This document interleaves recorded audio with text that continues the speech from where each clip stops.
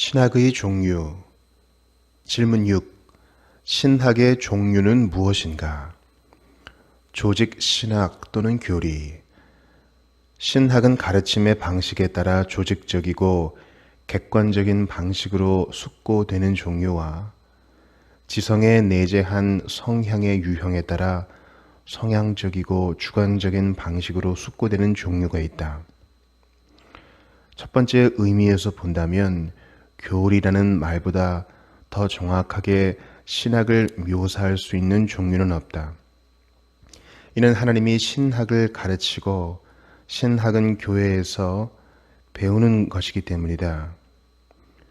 여기서의 교리는 문자 그대로 그런 용어를 사용하고 있지만 기원이나 진료나 형식이나 목적이 있어서 인간의 어떤 교리와도 비교할 수 없을 만큼 탁월하다. 구약에서 토라가 구원의 총체적인 교리를 가리키고 있듯이 신약에서 교리는 교훈, 디다케, 교훈과 교훈의 본, 튀폰 디다케스라는 말로 묘사된다. 후자의 의미에서 신학은 마음의 어떠한 성향이라는 말로 올바르게 묘사된다. 어떤 성향이 신학에 돌려져야 하는가? 어떤 마음의 성향이 신학에 돌려져야 하는지를 더 잘 이해하기 위해서 우리는 모두 마음의 성향이 아는 성향, 믿는 성향 또는 가정하는 성향 중에 하나라는 사실을 숙고해야 한다. 마음이 진리에 찬동하는 세 가지의 행위가 있는데 이를 차례대로 말하면 아는 행위, 믿는 행위, 가정하는 행위이다. 이는 마음의 모든 찬동은 증언이나 이성에 의존하고 있기 때문이다. 증언에 의존하는 찬동은 믿음이며 확실하고 견고한 이성에 의존하는 찬동은 지식이며 찬동이 단지 가능적인 이성에 의존하면 그것은 견해다. 성향의 오중적인 구분은 어디에서 유래한 것인가? 믿음과 견해의 성향에 대립되는 지식의 성향은 아리스토텔레스가 묘사한 5가지 지성적 성향, 즉 이해, 지식, 지혜, 명철, 기술을 포괄한다. 이는 지성적 성향이 필연적이고 사색적인 대상이든 또는 우연적이고 실천적인 대상이든 모든 종류의 확실하고 판명한 성향적 지식을 넓게 포괄하는 개념이기 때문이다. 이런 오중적 구분의 기원은 마음을 장악하고 있는 대상의 오중적인 다양성에 있다. 즉 마음은 자유로운 의지에 따라 증명도 없이 찬동하는 원리들, 이에 대한 지식을 이해, 인텔리겐티아라고 한다. 증명될 때에 찬동하는 결론들, 이것은 지식 사이엔지아를 구성한다. 원리들과 관련된 결론들, 이것은 지혜 사피엔지아를 가리킨다. 등과 같은 필연적인 것들로 채워져 있거나 행해져야 할 것들, 프락타, 이것의 유일한 목적은 복지이며 이는 명철, 프루덴지아와 관계한다. 또는 만들어져야 할 것들, 포이에타, 이것의 목적은 생산이며 이는 기술, 아르스와 관계한다. 와 같은 우연적인 것들로 채워져 있다. 신학은 이런 성향들 중 어느 하나를 고유하게 가리키는 것일 수 없다. 윤리학에서 논의되고 서로 뚜렷하게 구분되는 지성적 성향들 가운데 어떤 것도 신학의 참되고 고유한 종류를 설명하지 못한다. 이는 이 성향들은 모두 지식의 성향이지만 신학은 지식의 성향이 아니라 믿음의 성향이기 때문이고 이 성향들은 인간의 명민함이 고안하고 개발한 본성적인 성향이지만 신학은 인간의 이성이 아니라 신적인 계시에 입각한 초월적인 것이며 하나님에 의해 주어진 것, 데우스 도토스이기 때문이고 이 성향들은 단순히 이론적이거나 실천적인 것이지만 신학은 이론과 실천이 혼합되어 있는 분야이기 때문이다. 유형에 있어서 신학은 원리들에 대한 지식일 뿐이고 결론들에 대한 지식은 아닌 이해라고 볼 수 없는데, 이는 신학이 원리들과 결론들 모두에 대한 지식이기 때문이다. 게다가 이해는 자연에 의해 알려지고 자연의 빛에 의해 명확하게 되는 원리들에 대한 것이지만, 신학은 하나님의 말씀에 계시된 원리들과 관계한다. 신학은 이성의 증거에 의존하는 것이 아니라 증언에만 의존하기 때문에 지식이 아니다. 이는 신학이 단순한 지식에 안주하지 않고 지식이 작용에 이르도록 지도하고 지시하기 때문이다. 신학은 지혜가 아니다. 이는 지혜의 모든 부분이 저절로 알려진 원리들에 대한 이해와 결론들에 대한 지식을 배제하기 때문이다. 신학은 명철이 아니다. 왜냐하면 신학은 행해져야 할 것들만이 아니라 믿어져야 하는 것들까지 관계하고 시민적인 행위가 아니라 영적인 행위들을 지도하는 능력이기 때문이다. 끝으로 신학은 기술이 아니다. 이는 신학이 어떤 일에 있어서 유효적인 원인 바깥에서 종결적인 것들에 대한 결과적 성향이 아니기 때문이다. 그럼에도 신학은 이 모든 성향들을 포괄한다. 엄밀하고 고유한 의미에서 신학은 이런 성향들 가운데 어느 것 하나라도 명명될 수 없지만, 이 모든 성향을 다 포괄하고 있다는 표현은 가능하다. 신학은 하나님을 최고의 원인으로 간주하기 때문에 지혜와 유사하며, 원리들을 포함하고 있기에 이해와 유사하며, 결론들을 논증하고 있기에 지식과 유사하며, 실행을 지시하기 때문에 명철과 유사하며, 교회의 덕을 세우기에 기술과 유사하다. 이런 성향들은 성경 속에서도 신학에 돌려진다. 이해, 지식, 지혜, 명철, 그리고 잠언에서 신학은 기술로 불리고 있는데, 이는 믿음의 교리가 우리가 수고해야 할 사역이요 건축이기 때문이다. 이런 성향들 중에 지혜가 신학에 가장 근접하다. 이런 5가지 성향들 중에 하나를 신학에 돌려야 한다면 지혜가 신학에 가장 근접하고 신학의 본질에 가장 가까이 다가간다. 이는 아리스토텔레스적 의미에서 그러한 것이 아니다. 왜냐하면 신학은 이해 및 지식과도 다르지 않기 때문이다. 오히려 신학은 모든 성향의 지성적이고 도덕적인 종합으로 이해되는 스토아적 의미에서 지혜에 가깝다는 것이다. 이런 이유로 수이다스는 지혜를 관상과 지식과 인지의 교훈적 기술적 활용이라 규정한다. 잠언과 고린도전서 2장 6, 7절에서 보듯이 믿음의 교리는 성경에서 종종 지혜라는 이름으로 지칭된다. 이 성도 다음과 같은 이유들 때문에 이런 사실을 승인한다. 지혜는 가장 타고난 것들에 대한 지식이기 때문이다.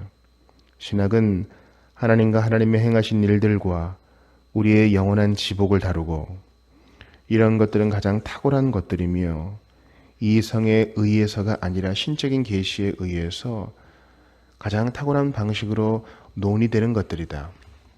지혜는 다른 모든 것들을 통제하고 지시하는 조직적인 지식의 단련이다. 이것은 신학의 가장 뚜렷한 특징이다. 신학은 다른 모든 학문의 권위자요 여왕이며, 그 학문들을 평가하되 스스로는 다른 어떤 학문에 의해서도 판단받지 않는다. 이는 다른 학문들의 모든 것이 정밀한 기준을 가지고 연구되어야 하고, 그 기준이라 할 신학과 부합되지 못하는 어떤 것도 거절되어야 하기 때문이다. 신학이 비록 다른 학문의 원리들과 대상들을 규정하는 것은 아니지만, 그럼에도 불구하고 지금까지 신학은 학문의 한계를 설정하는 방식으로 학문들을 지배하고 있다. 그리하여 학문은 신학에 반대되는 어떤 도발적인 시도도 불가하며 신학과 대립되는 어떤 원리들도 사용하지 못한다.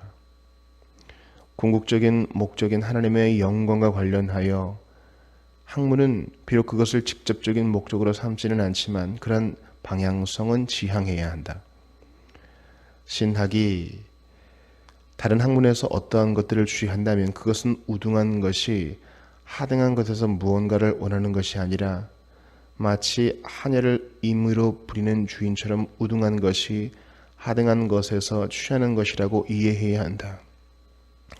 신학은 계시를 구축하는 기존에 알려진 어떤 것들을 전제하듯 다른 학문에서 어떤 것을 취하지 않는다. 질문 7. 신학은 이론적인 것인가 실천적인 것인가? 질문의 기원. 이 질문이 처음으로 제기된 것은 스콜라 학자들에 의해서다. 이는 그들에 의해 상당히 활발하게 그리고 오랫동안 논의가 되었던 질문이다. 어떤 사람들은 신학이 순전히 사색적인 것이라고 주장했다. 스코투스 및 그를 따르는 무리들은 신학이 순전히 실천적인 것이라고 주장했다.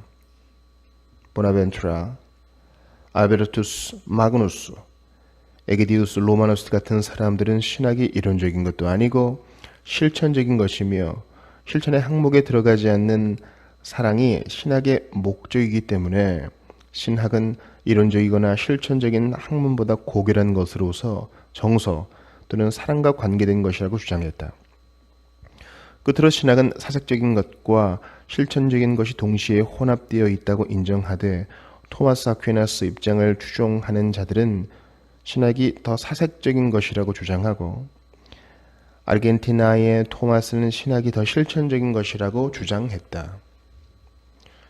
이 질문은 신학의 참된 본질을 이해하기 위해 필수적인 것일 뿐 아니라 당시 소퀴누스주의 및 학론파 학자들과 벌어진 시대적 논쟁을 해결하기 위해서도 필수적인 것이었다. 그들은 신학이 엄격하게 실천적인 것이며 도덕적 기율들과 약속들에 관련되지 않으면서 구원에 정확히 필수적인 것은 신학이 하나도 없다고 주장한다. 그들은 계율에 대한 준수와 약속에 대한 확신을 강조하며 신비적인 것들에 대한 지식을 배제한 채 종교 전체를 근본적인 차원에서 해체했다.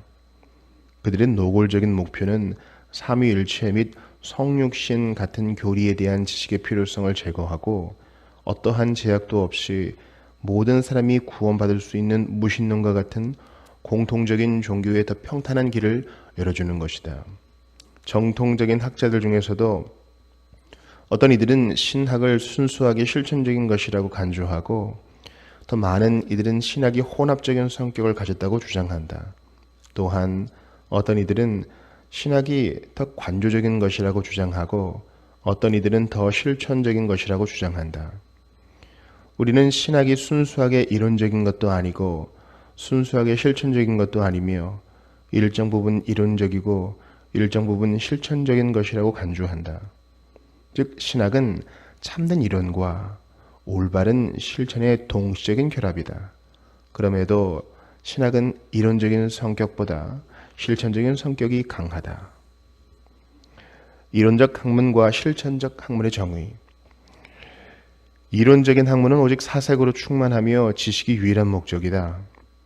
실천적인 학문은 어떤 사물에 대한 지식을 추구하지 않고 본질상 그리고 그 자체로 실천을 지향하며 작용을 그 목적으로 가지는 학문이다.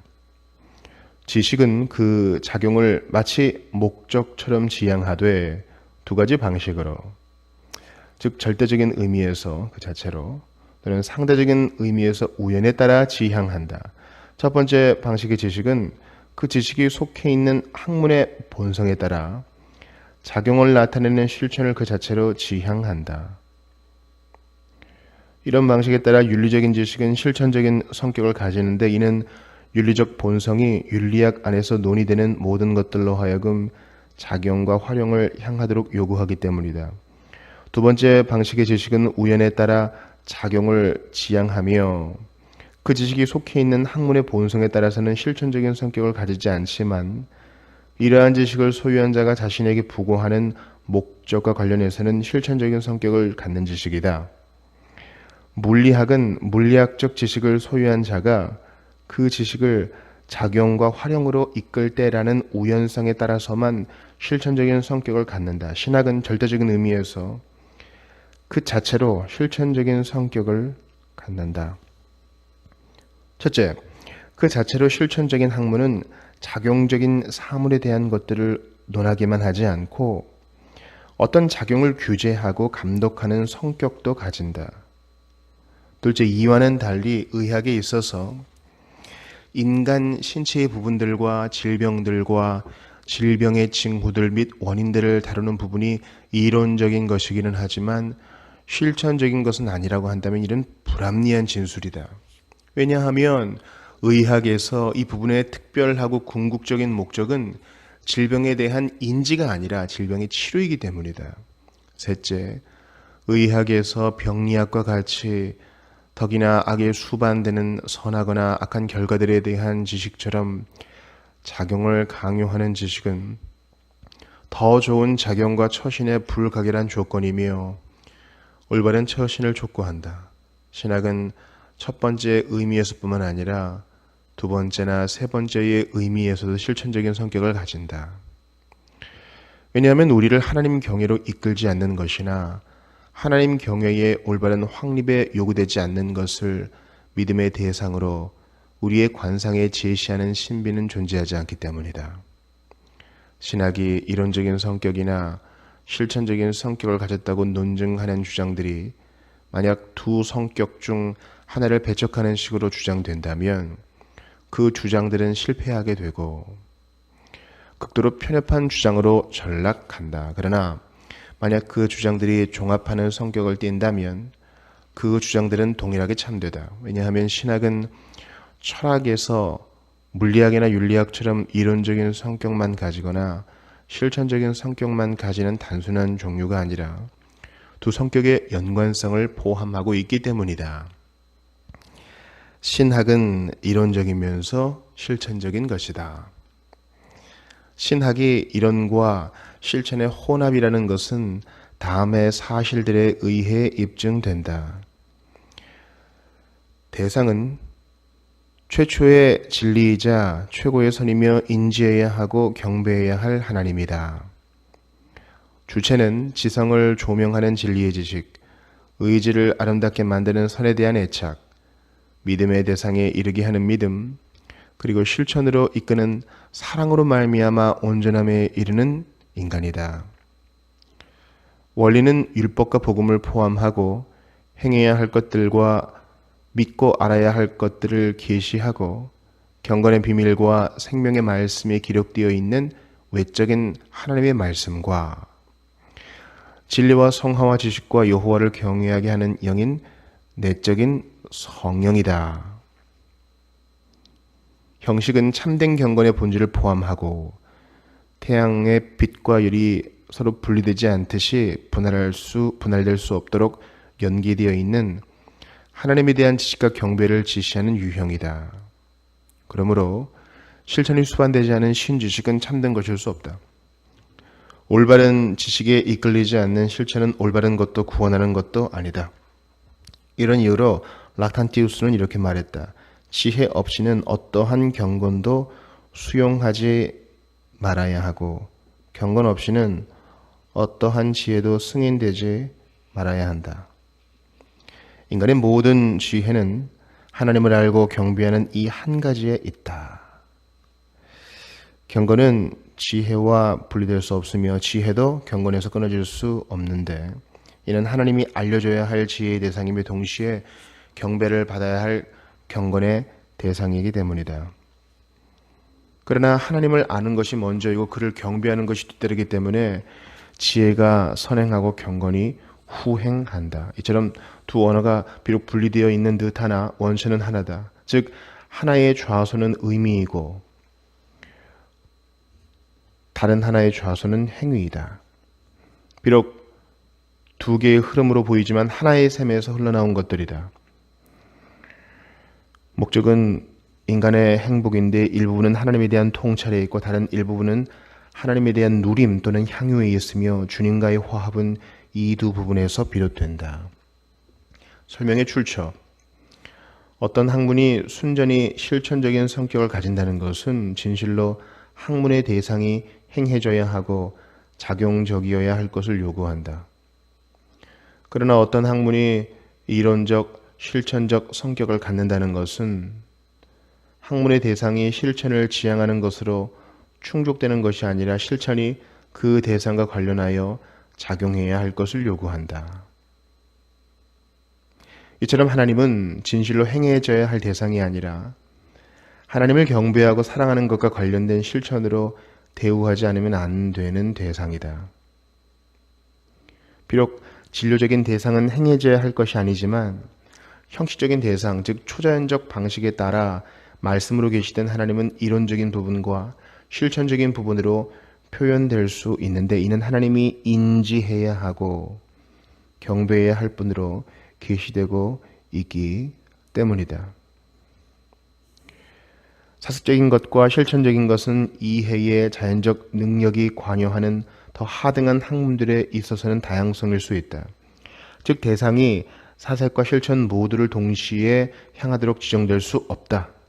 그러나 신학은 더 고결하고 탁월한 질서에 속하는 학문이기 때문에 자연의 왜소한 한계에 제한되지 않으며 마치 상식이 외적인 지각의 특정한 차이들을 완벽하게 껴안고 인간이 이성적인 삶이 식물적인 삶과 감성적인 삶을 두루 포괄하듯 신학은 사색적인 것과 실천적인 것을 용이하게 통합할 수 있다.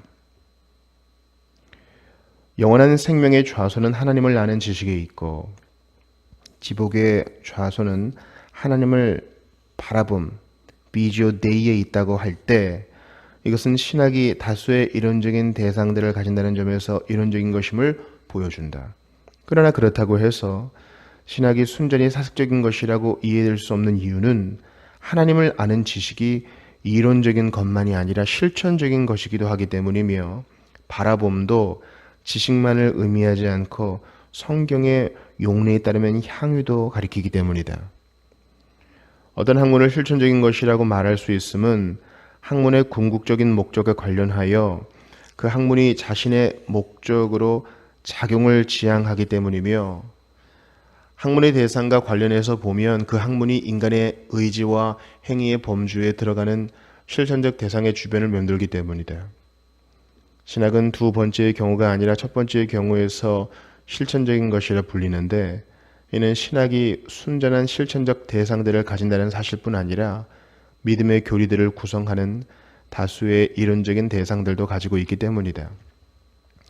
하나님과 그의 신적 속성에 대한 지식은 비록 엄밀한 의미에서는 즉 실천적인 것이라는 말이 어떤 작용을 규정하는 것을 의미하고 마치 율법 지식이 순종과 도덕적 선행의 규범인 것처럼 알려진 것들은 행해져야 한다는 것을 뜻한다는 면에서는 실천적인 것이 아니다.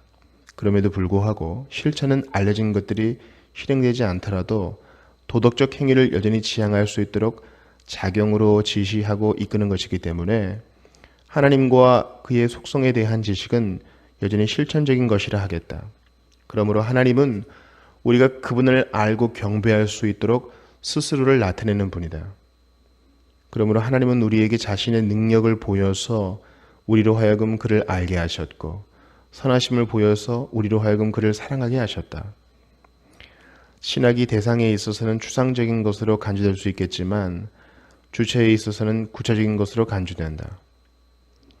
비록 불경건한 신학자가 신학을 실천으로 옮기지 않는다 해도 그것이 신학 자체가 실천적이지 않다는 것을 지시하는 것은 아니다. 이는 주체의 남용이 대상의 적법한 사용을 폐하지 못하기 때문이다.